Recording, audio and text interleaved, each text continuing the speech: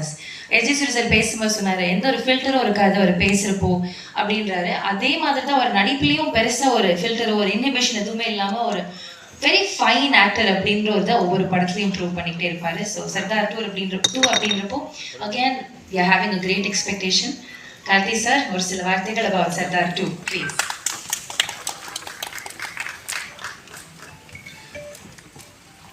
எல்லாருக்கும் வணக்கம். பத்திரிகை தொலைக்காட்சி நண்பர்களுக்கு மறுபடியும் எல்லாரையும் சந்திக்கிறதுல ரொம்ப சந்தோஷம். சர்தார் அந்த பேர் வச்சதுலேருந்தே அந்த படத்து மேலே எனக்கு ஒரு தனியான ஒரு அஃபெக்ஷன் உண்டு.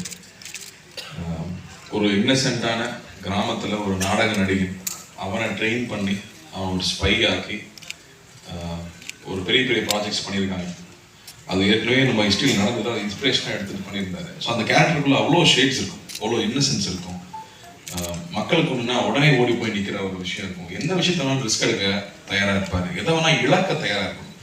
சுயத்தை தன்னுடைய எல்லாத்தையும் இழந்து உன்னை ப்ரொடெக்ட் பண்ணணும் அப்படிங்கிறது எல்லாரும் பண்ணிட முடியாது. ஆனால் அப்படி பண்ணக்கூடிய ஒரு கேரக்டர். இன்ஃபேக்ட் பத்திரிகைகள் எழுதுது, முதல் தடவையாக ஒரு ஏஜென்ட்டு பர்சனல் வார் இல்லாமல் பொதுமக்கள் பொது நலனுக்காக வந்து சண்டை போடுற ஒரு ஹீரோ ஃபர்ஸ்ட் டைம் ஒரு ஏஜென்ட்டாக பார்க்குறேன்னு சொல்லி எழுதியிருந்தாங்க. எனக்கு ரொம்ப சந்தோஷமாக இருந்தது அதை நோட்டீஸ் பண்ணி சொல்லியிருக்கும் போது. ஸோ அப்படி ஒரு கேரக்டர், அந்த கேரக்டர் திரும்பி வந்தால் நல்லா இருக்கும். பட் திரும்பி வரும்போது என்ன பர்பஸ், என்ன இருக்க போகுது, மித்திரனாலே என்ன அடுத்தது என்ன சொல்லி பயன்படுத்த போறாருன்னு நான் கேட்குறேன்.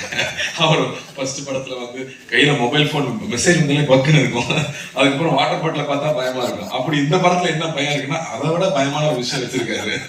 உண்மையாகவே தேவையான ஒரு பெரிய ஒரு விஷயம் இந்த படத்தில் கையில் தொட்டிருக்காரு.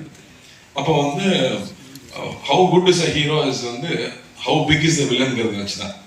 2 பேர் சண்டை போட போறாங்க. இந்த 2 பேர்ல 2 பேருமே மிகப்பெரிய ஆளாக இருந்தால் தான் அந்த போர் சுவாரஸ்யமா இருக்கும். அப்படி இந்த படம் ஒரு மிகப்பெரிய போரை பத்தி பேசுது. அதுக்கு ஆப்போசிட்ல எஸ்ஜே சூர்யா சார் வந்திருக்காருங்கும் போது நான் ரொம்ப ரொம்ப சந்தோஷப்பட்டேன். ஏன்னா அந்த படம் பெருசாகணும்னா, அந்த போர் பெருசாகணும்னா அந்த அந்த 2 துருவங்கள் பெருசா இருக்கணும். சர்தார் வந்து ஸ்பாட்ல இருக்கும்போதே வந்து சர்தார் வந்துட்டாரு, சார் வந்துட்டாரு தான் பேசுவாங்க. அதே விஜய் கேரக்டர் விஜய் வந்துட்டான் அப்படின்னா 2 நான் தான்டா, கொஞ்சம் மரியாதையா பேசுகிறேன். பட் அந்த ரெஸ்பெக்ட் வந்து ஷூட்டிங் ஸ்பாட்லேயே தெரியும். ஸோ இந்த படம் ஆக்சுவலாக ரொம்ப என்ஜாய் பண்ணோம். நான் ஃபர்ஸ்ட்டு எப்பவுமே மித்ரனுக்கு ஒரு பழக்கம், ஃப்ளாஷ்பேக் தான் ஃபஸ்ட்டு ஷூட் பண்ணுவாப்புல. அது ஷூட்டிங் ஆரம்பித்து உள்ளே போய் நான் பயந்துட்டேன். ஃபஸ்ட்டு ப்ரொடியூசர் தான் பார்த்தேன், என்னப்பா செலவு பண்ணிட்டு இருக்கீங்க. ஏன்னா பெரிய பெரிய ஆக்ஷன் ஃபிலிம்ஸ் பண்ணும்போது பெரிய இந்த செட்டப்ஸ் ரொம்ப முக்கியம். அப்படி ஒவ்வொரு செட்டப்பும் அவ்வளோ பெருசாக இருந்துச்சு. லக்கூட்டு கேட்டு லக்கு என்னம்மா அது இல்லைம்மா நல்லா வரும் பயன்படுத்துறது. ஏன்னா எனக்கு ப்ரொடியூசர் பயமாக இருக்குது, ப்ரொடியூசர் சேஃப் ஆகணும், ப்ரொடியூசர் சேஃப் ஆகணும். ஏன்னா வெறும் ஒரு ஐடியாவையும் உழைப்பை மட்டுமே நம்பி அவ்வளோ பொருட்செலவு அவ்வளோ பெரிய ரிஸ்க் எடுத்துருக்காங்க. ப்ரொடியூசர் இருக்கிறது அவ்வளோ ஈஸி இல்லை. ரிலீஸ் வரைக்கும் ப்ரொடியூசர் தான் பண்ண வேண்டியது இருக்குது. எல்லா ரிஸ்க்கும் சார்ந்த ப்ரொடியூசருங்கும் போது அந்த அந்த பயம் எப்பவுமே மைண்டில் இருந்துகிட்டே இருக்கும், அவங்க சேஃப் ஆகணும்னு. பட் அந்த அளவுக்கு இந்த படத்தில் மித்தனோட உழைப்பு வந்து ரொம்ப ரொம்ப இம்பார்ட்டண்ட்டாக நான் பார்க்குறேன். அவ்வளோ டீட்டெயிலாக ஒர்க் பண்ணி எல்லா விஷயமும் போய் புரியணும், அதே சமயத்தில் அது சுவாரஸ்யமாகவும் இருக்கணும் அப்படிங்கிறதுக்கு நிறைய மெனக்கெட்டுருக்காப்புல. அண்ட் எஸ்ஜே சூர்யா சார் செட்டில் இருக்கும்போது சொல்லவே வேண்டாம், அவர் வந்து எவ்வளோ தீனி கொடுத்தாலும் பத்தறதில்லை அவருக்கு. கேட்டு கேட்டு கேட்டு கேட்டு அவர் வாங்கி பண்ணுறதை பார்க்குறதுக்கே சந்தோஷமாக இருக்கும். இன்ஃபேக்ட் அவர் செட்டில் இருந்தாங்கன்னா நாங்கள்லாம் செல்ஃபோனே தொடரதே இல்லை. ஏன்னா வந்து ஷார்ட் வீடியோவில் செல்ஃபோனுக்கு போயிடுவாங்க. பட் இதில் வந்து அப்படி இல்லவே இல்லை. அவர்கிட்ட அவ்வளோ விஷயங்கள் ஷேர் பண்ணிக்கிறக்கும், பேசிக்கிறக்கும், தெரிஞ்சுக்கிறக்கும் அவ்வளோ இருக்கும். ஸோ இந்த எக்ஸ்பீரியன்ஸாகவே இந்த படம் ரொம்ப இன்ட்ரெஸ்டிங்காக போயிட்டுருக்கு. இந்த ஈவெண்ட்டுக்கும் அந்த காரணம் தான். இந்த எவ்வளோ பெரிய படம், இதுக்கு பின்னாடி எவ்வளோ பெரிய உழைப்பு இருக்குது முதல்ல உங்ககிட்ட சொல்லணும்னு ஆசைப்படுறேன். ஏன்னா நீங்கள் தான் ஆரம்பத்துலேருந்து அந்த அந்த அந்த குழந்தைய வந்து ரிலீஸ் வரைக்கும் கூட்டிகிட்டு போகிறது நீங்கள் தான். ஸோ அந்த வகையில் அவங்க முன்னாடி ஃபஸ்ட்டு காமிக்கணும்னு ரொம்ப ஆசைப்பட்டோம். ஸோ உங்களுக்கும் பிடிச்சிருக்கோம் நம்புறேன்.